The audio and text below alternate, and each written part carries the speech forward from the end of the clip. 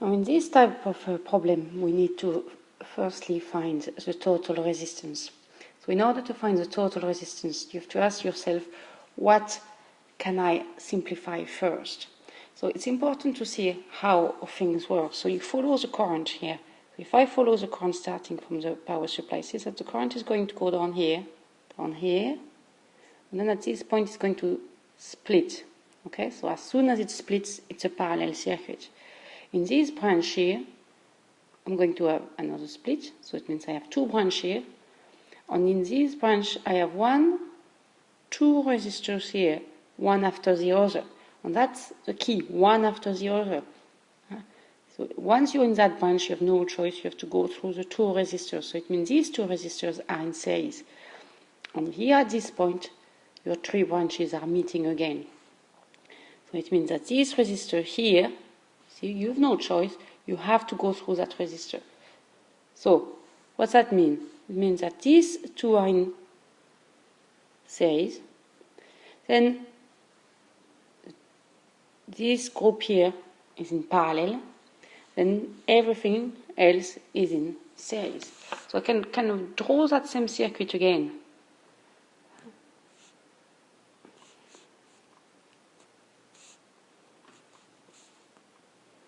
And in the first, I'll have the 300. Second, I'll have the 150. Okay. And in the third one, I can straight away deal with these two. These are two resistors in series. So I'll call it RT1 is 100 plus 150. Okay? So that's the first thing. Straight away I can do. Nothing stopping me.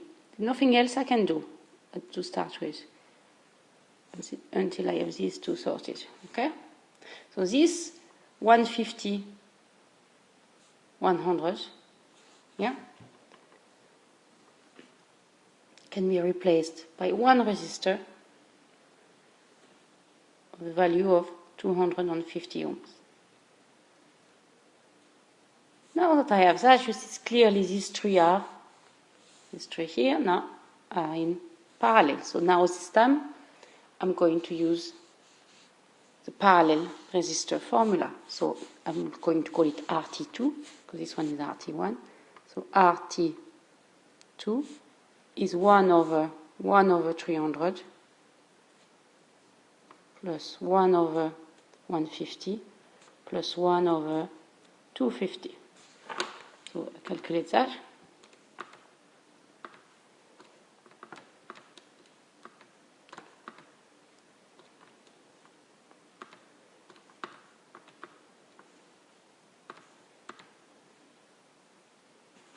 $71.42. Okay? Remember, I'm in parallel, so my total resistance has to be smaller than the smallest resistor. So 71, I have 150 here. So an indication that it's not completely wrong. Now that I've replaced all this group here, this parallel group by resistor worth 71.42, now I see that my three resistors are in series. So I used RT, this time it's RT, total resistance will be, I'll check the values for resistor, 100 plus 71.42 plus 200. So that's 300 and 71.40, it's actually 40. It should be 43 actually.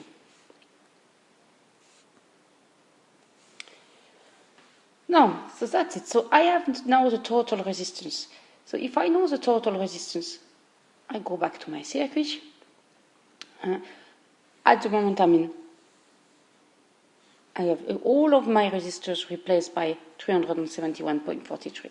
So once I have the total resistance, straight away I can calculate the total current.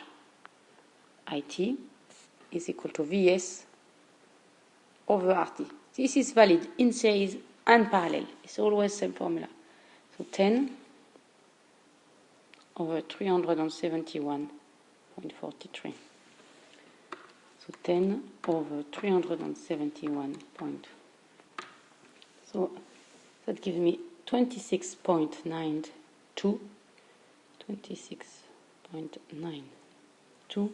milliamps. 10, so milli 10 minus 3. Now I go back to my circuit and I look at where do I get IT. So you see I leave here's power supply. In here I will have IT. I have the total current. Here the current is going to split, so I'll have to find out what are the different currents in here. But here at these points actually all meet again. So you see that in here I'll also have IT. So if I have IT and I know the resistance, I can calculate the voltage here, and I can calculate V2. So V1 is R1 IT. So that's 100 times 26.92.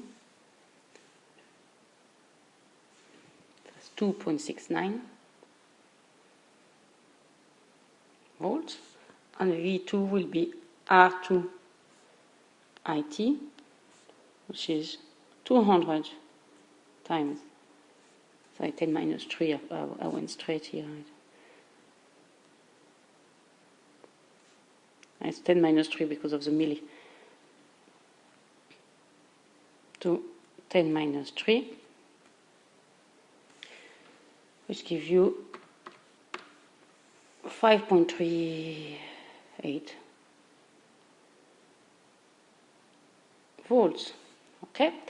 Now if I know these two voltages, I can calculate the third one. Okay? I can calculate the voltage around the RT2 groups. So that's VT2, let's call it, is going to be 10 minus 2.69 minus 5.38. Remember, that's a series circuit. So the voltages have to add up.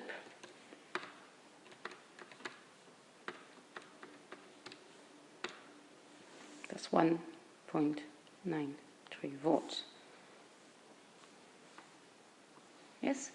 So now that I know I have 1.93, what is that 9.93 I calculated? 9.93 is going to be between the point here and the point here. Remember, this is a parallel circuit, so the voltage is the same. I'm not losing. If I have 5.93 here and I have 0 here, I'll have the same at these points. I'll have 0 here, so I'll still have 5.93 here. I'll still have 5.93 here. Okay? So this is a parallel circuit, so the voltages are the same across the branches. They don't split. The voltage is the same. What splits is the current. So I can now calculate the current in each of the branches. So what names do they have? 3 and 4. So I3 is going to be VT2 over R3. That's 1.93 over 300.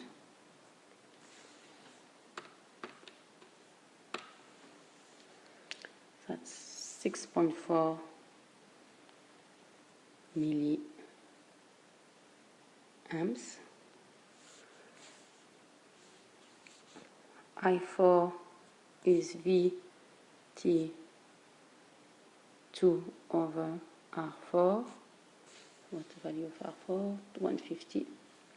It's 193 over 150. So that should be, I imagine, twice. So 12.8. I'll check.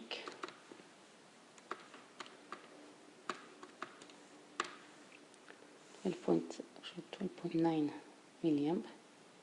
Okay. Yes. So 12.8 milliamp. Yeah. Now, same here. In this here, the current is going to be voltage, which is again same, 1.93. the voltage, sorry, divided by 250. Okay, I have no more space here, so I'm going to put it here. IT1 is going to be VT2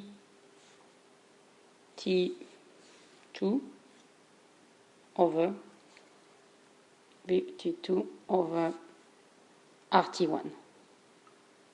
So that's IT1 is 1.93 over 250.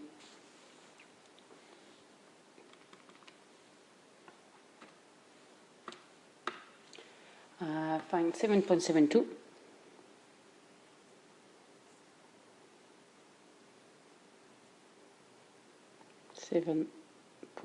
milliamps. Now that I know the current in this, you see the current here, that's a series circuit. Current is the same everywhere in this part of the circuit. So I can calculate the voltage across each of them. So V6 is R6 IT1.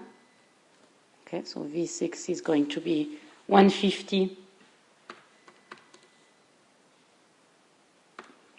That's 1.16 volts, excuse me, and same for V5. V5 will be R5 IT1. So, which is this time by 100.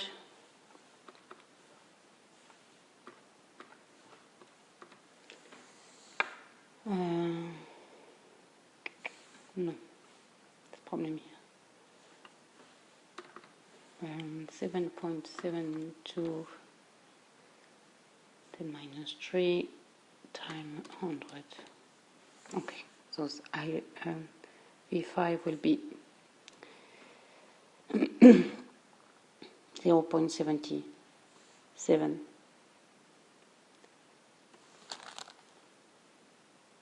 Sorry, problem here. Volts. Yeah, on the two of them, 0.77 plus 1.16 should add up back to my 1.93 volts. That works out fine. Okay, so now I know everything in the circuit. The last thing I'm going to calculate is the power. So P is equal to VI. So V, the total voltage is 10, and the total current is 26.92.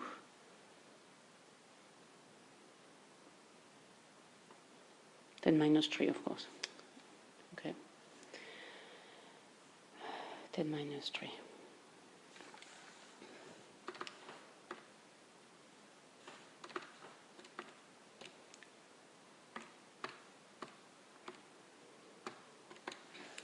Yeah. 0.269 milliwatts. Yeah, 269 milliwatts.